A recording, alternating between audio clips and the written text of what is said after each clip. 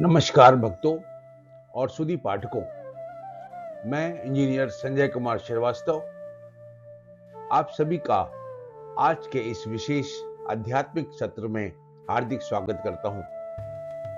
आज हम भगवद गीता के 16वें अध्याय, जिसे दैवासुर संपद विभाग योग कहा जाता है, इसके अत्यंत महत्वपूर्ण 11वें श्लोक का विस्तार पूर्वक अध्ययन करेंगे।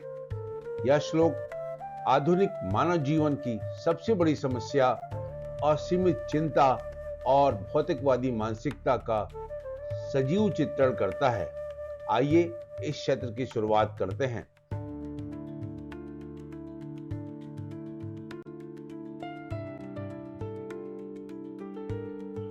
श्लोक 11 को समझने से पहले हमें इस अध्याय की पृष्ठभूमि में को जानना होगा। इस अध्याय में भगवान श्री कृष्ण ने मनुष्यों के दो मूल स्वभावों, दैवी संपदा और आसुरी संपदा का वर्णन किया है।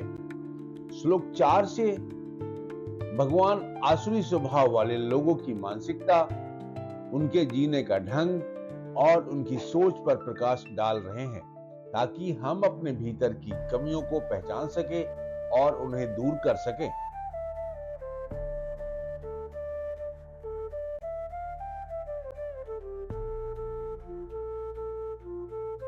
आइए श्लोक 11 का संस्कृत में पाठन करते हैं।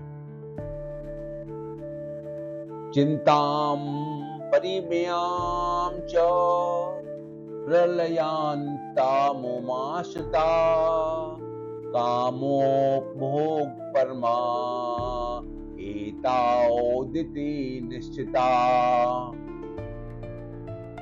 अर्थात ऐसे मनुष्य जीवन के अंत तक अनगिनत चिंताओं में डूबे रहते हैं और कामनाओं तथा भोग विलास को भी जीवन का सर्वोच्च लक्ष्य मानते हैं। आइए अब हम इस श्लोक के एक एक शब्द को तोड़कर इसके गूढ़ अर्थ को समझते हैं।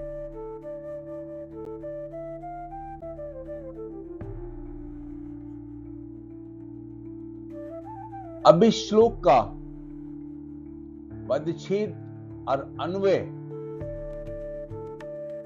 अर्थात वर्ड स्प्लिटिंग और स्ट्रक्चर के बारे में अगर हम बात करते हैं तो चिंताम अपरिमेयाय च प्रलय अंताम उपाश्रिता काम उपभोग परमा एतावता इति निश्चिता। अब इसको ग्रामेटिकल ऑर्डर में अगर हम बोलते हैं तो प्रलयांताम अपरिमेयां च चिंताम उपासिता कामोपभोग परमा एतावता इति निश्चयन्ति। व्याकरण की दृष्टि से जब हम इस श्लोक को संधि विच्छेद करते हैं तो चिंताम परिमेय बनता है चिंताम और अपरिमेय से। इसका अन्वय यह स्पष्ट करता है कि यह श्लोक उन लोगों के बारे में बात कर रहा है जो जीवन के अंतिम क्षण तक असीमित चिंताओं के चक्रव्यूह में फंसे रहते हैं।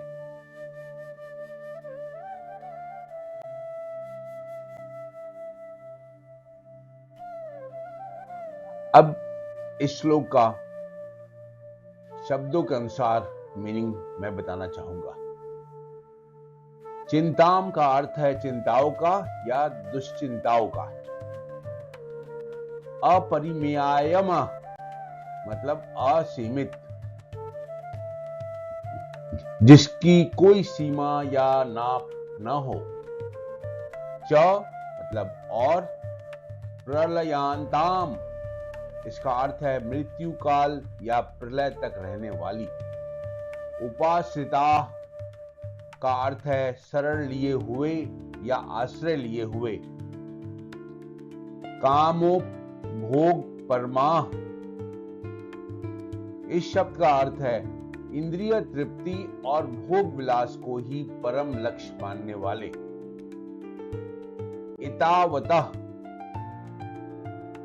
इसका अर्थ है बस इतना ही है। इति का अर्थ है इस प्रकार, और निश्चयता पूर्ण का अर्थ है पूर्ण विश्वास या निश्चय किए हुए। शब्दों के अर्थ को देखिए। अपरिमेय यानी ऐसी चिंताएं जिन्हें मापा ना जा सके, जो प्रलयांताम यानी केवल मृत्यु के साथ ही समाप्त होती है। कामोपभोग परमाह का अर्थ है कि जिनकी चेतना केवल काम और वासनाओं के भोग में ही टिकी है, और वे मानते हैं कि एतावदिति यानी संसार में इसके अलावा और कुछ नहीं है।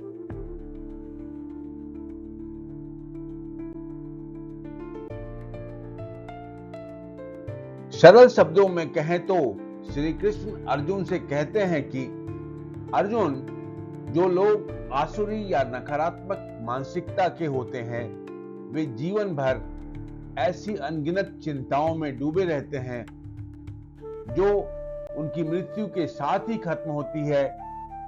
उनका पूरा जीवन केवल इंद्रियों के सुख और भौतिक उपभोग के इर्द गिर्द घूमता है। वे यह पक्का मान बैठते हैं कि संसार का अंतिम सत्य और सुख बस यही है, इसके आगे कोई आध्यात्मिक वास्तविकता नहीं है।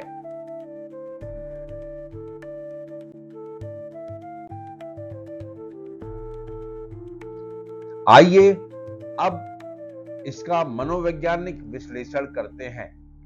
भगवान यहां चिंताम परिमेयाम शब्द का प्रयोग करते हैं। आसुरी व्यक्ति के पास चाहे जितना धन, पद या प्रतिष्ठा आ जाए, उसकी चिंताएं कभी कम नहीं होती। उसे हमेशा डर सताता है कि मेरा धन कोई छीन न ले, मेरा साम्राज्य कैसे बढ़ेगा, मेरे बाद क्या होगा। यह चिंता प्रलयांताम है, यानी चिता पर लेटने तक यह चिंता उसका पीछा नहीं छोड़ती। आज का स्ट्रेस और एंजाइटी इसी मानसिकता का परिणाम है।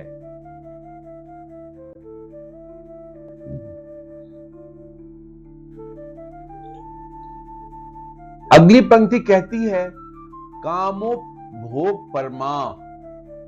ऐसे लोगों के जीवन का एकमात्र एजेंडा होता है इंद्रिय तृप्ति।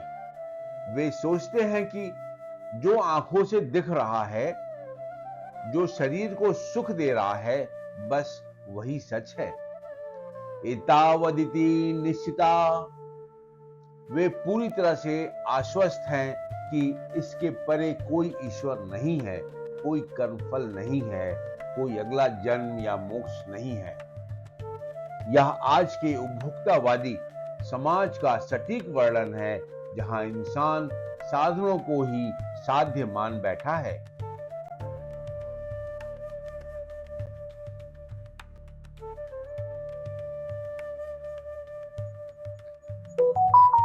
एक इंजीनियर और आध्यात्मिक खोजी होने के नाते जब मैं इस पर विचार करता हूं, तो पाता हूं कि यह श्लोक हमारे लिए एक चेतावनी है।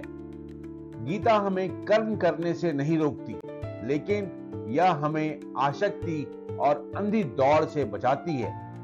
यदि हम अपनी चिंताओं को कम करना चाहते हैं, तो हमें कामोपभोग की मानसिकता से ऊपर उठकर परमार्थ और सदाचार की ओर कदम बढ़ाना होगा। चिंताओं का आश्रय छोड़ भगवान के चरणों का आश्रय लेना होगा।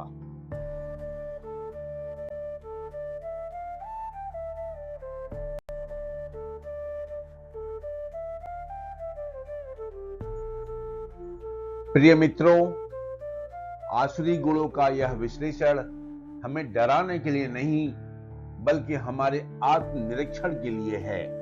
आशा है कि श्रीमद् भगवद गीता के अध्याय 16 के इस 11वें श्लोक की यह व्याख्या आपको पसंद आई होगी और आपके जीवन में सकारात्मक बदलाव लाएगी।